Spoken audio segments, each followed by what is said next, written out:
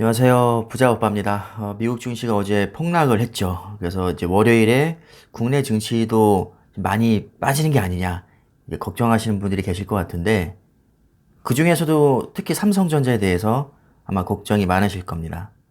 특히나 우리 구독자님들 중에는 삼성전자 투자자분들이 많으시잖아요. 그래서 오늘은 그 부분에 대해서 한번 말씀을 드려볼까 합니다. 일단 3대 증시를 보면 전부 다 하락을 했죠. 다우존스가 0.17%, 그나마 좀 적게 빠졌고요. 나스닥이 1.92%, 굉장히 많이 빠졌습니다.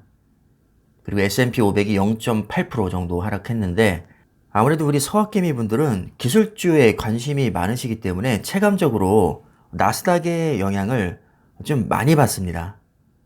다우존스에 투자하는 분들 거의 못 봤거든요, 저는. 그러면 S&P 500에는 많이 투자를 하고 계시지만 그래도 비율적으로 봤을 때 나스닥 기술주에 투자하시는 분들이 아마 훨씬 많으실 겁니다. 특히나 반도체 같은 경우는 기술주의 영향도 많이 받죠. 지금 전체적인 S&P 500 맵을 보시면 모든 종목이 다 빠진 게 아니라 최근에 잘 나갔던 기술주 중심으로 굉장히 많이 폭락을 했습니다. 어도비는 8% 넘게 빠졌고요. 그 잘 나가던 테슬라가 6.4% 폭락을 했습니다. 그리고 필라델피아 반도체를 이끌던 엔비디아와 AMD도 4% 넘게 폭락을 했죠. 심지어 금융주인 JP모건, 뱅크 오브 아메리카, 웰스파고 시티그룹도 전부 다 하락을 했는데 이걸로 봐서는 테이퍼링이나 금리 인상 이슈로 인한 하락은 아닌 것으로 보입니다. 반면에 제약회사인 존슨앤존슨, 화이자, 그리고 모더나 이런 종목들은 전부 다 상승했거든요. 물론 머크사 같은 경우는 소폭 빠지긴 했지만 지금 오미크론 변종이 확산 추세에 있는 가운데 전반적으로 백신 관련주들은 그 수혜를 받고 있습니다. 즉 금요일 폭락장은 오미크론 변종으로 인한 불확실성이 크게 작용한 것으로 해석을 할 수 있겠죠. 그나마 대형 빅테크주들이 방어율이 좋았습니다. 마이크로소프트, 애플, 구글, 페이스북, 아마존 전부 다 2% 이내 하락폭에 그쳤죠.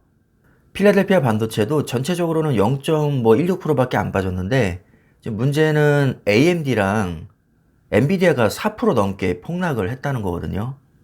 워낙에 많이들 투자하시고 관심도가 높은 종목인 만큼 체감적으로는 굉장히 크게 와닿으셨을 겁니다.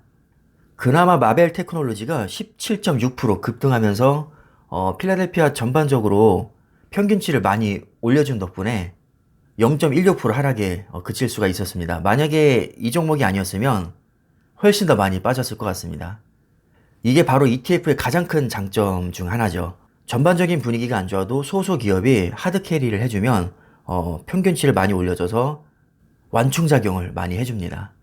아마 국내에서도 필라델피아 반도체 지수를 그대로 추종하는 ETF에 투자하시는 분들이 많으실 텐데 나스닥에 비해서는 훨씬 방어율이 좋았기 때문에 그렇게 큰 걱정은 안 하셔도 될 것 같습니다. 어차피 기초지수를 그대로 추정하니까 0.16% 정도 월요일에 하락한다고 보시면 됩니다. 하지만 언제나 오차는 있는 법이죠. 이게 괴리율이 장기적으로는 기초지수에 그대로 이제 수렴하지만 단기적으로는 차이가 좀 벌어질 수 있습니다. 그래서 경우에 따라서는 좀 많이 빠질 수도 있고 오히려 오를 수도 있는데 기초지수와 괴리율이 너무 커지게 되면 ETF 시장에서 퇴출이 되기 때문에 혹시 오차가 난다고 해도 이건 걱정하실 부분은 아닙니다. 차이가 많이 나다가도 정말 귀신같이 머지않아 이 기초 지수를 그대로 또 따라가기 때문에 혹시 월요일에 너무 많이 빠지거나 오히려 올라도 그건 걱정하실 부분은 아닙니다. 문제는 삼성전자가 과연 어떻게 될까 여기에 대한 걱정이 많으실 텐데 간접적으로 우리가 추측을 해볼 수 있죠. 마이크론 테크놀로지가 같은 메모리 반도체 기업이니까 주가 연동성이 30종목 중에서는 가장 높습니다. 네, 지금 보니까 1.52% 하락했거든요. 그리고 마이크론만큼은 아니지만 파운드리 사업에서 영역이 겹치는 TSMC도 1.95% 정도 하락을 했습니다. 그래서 삼성전자와 연관성이 가장 높은 두 기업의 주가를 봤을 때는 아무래도 좀 하락할 가능성이 더 높아 보이긴 합니다. 자, 근데 이것도 단정 지을 수가 없는 게, 최근 삼성전자와 하이닉스 주가 흐름을 보면 10월 중순 이후로 굉장히 좋은 모습을 보여주고 있거든요. 특히 SK 하이닉스는 삼성전자보다 상승폭이 더 컸습니다. 물론 그럼에도 불구하고 올해 4월부터 수익률을 봤을 때 필라델피아 반도체에 많이 밀리긴 하지만 그래도 가장 최근 1, 2주 정도로 보면 확실히 좀 살아나고 있는 모습을 볼 수 있습니다. 이번엔 더 짧게 10월 초부터 보면요. 오히려 SK 하이닉스는 필라델피아 반도체를 추월했습니다. D램 업황이 개선될 것이라는 기대감 때문인데 삼성전자는 안타깝게도 하이닉스만큼은 많이 오르지 못했죠. 왜냐하면 매출은 삼성전자가 더 많지만 D램 의존도는 하이닉스가 삼성전자보다 훨씬 더 높기 때문에 더 민감하게 작용을 했다고 보시면 됩니다. 그리고 지금 보시면 알겠지만 확실히 12월 들어서 삼성전자가 위로 확 치고 올라가고 있고 오히려 필라델피아 반도체는 밑으로 고꾸라지고 있죠. 지금까지와는 정반대 양상을 보이고 있습니다. 더구나 외국인들이 삼성전자 순매수를 최근에 굉장히 많이 들어왔습니다.